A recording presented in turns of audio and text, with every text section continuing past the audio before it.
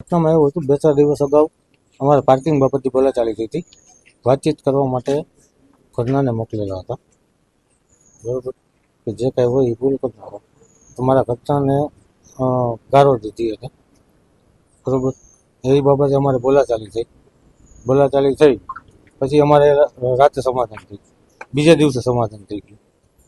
પછી પાછો આજ રોજ હું સમાધાનની વાતચીત કરવા ગયો તો સમાધાનની વાત થઈ ગઈ હતી અને એ લોકો મારી માથે જીવલેણ હુમલો કર્યો. ધોકા, પાઇપ, તલવાર, ફાયરિંગની વાત આવે છે.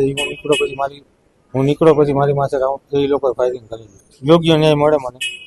મારી માથે જીવલેણ હુમલો કરેલો છે અને એ લોકો એવું કહેતા જ હતા કે આને મારી નાખવાને જવા ન દેતા. એ લોકો 7-8 જણા હતા. ગોવિંદભાઈ હતા ને જીતુભાઈ હતો. અમારે 3-4 દિવસ પહેલા કાર પાર્કિંગ બાબતે માથાકૂટ થઈ હતી એમની યારે, એ પછી છેડતી બાબતે માથાકૂટ થઈ હતી, પછી સમાધાન થઈ ગયું હતું. આજે એ લોકો મારા હસબન્ડ, મારા ભત્રીજાઓ ઘરે એકલા હતા તો સવારે અહીંયા આટો માર્યો એટલે મારા ભત્રીજાઓએ પૂછ્યું કે દાદા તમારે શું કામ છે?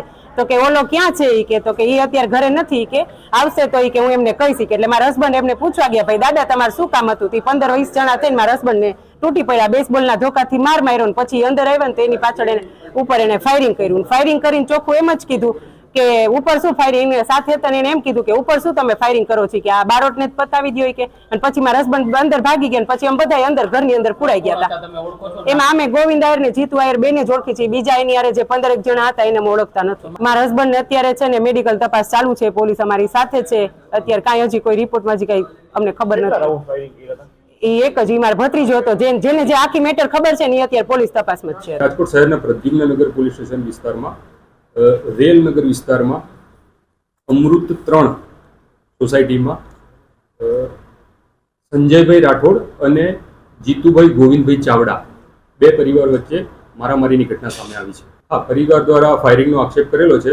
અત્યાર સુધી પોલીસે સ્થળની પણ વિઝિટ કરી છે અને પ્રાથમિક રીતે અત્યારે ફાયરિંગની કોઈ ઘટના થઈ હોય એવું પુષ્ટિ મળી નથી. પ્રાથમિક ફરિયાદી જે છે સંજયભાઈ રાઠોડ, જેને ઈજા પહોંચી છે, એની પ્રાથમિક પૂછપરછ કરતા પાર્કિંગની બાબતે બનાવ બનેલો હોય એવું જણાવે છે. અત્યાર સુધી પ્રાથમિક તપાસમાં નથી બહાર આવ્યું.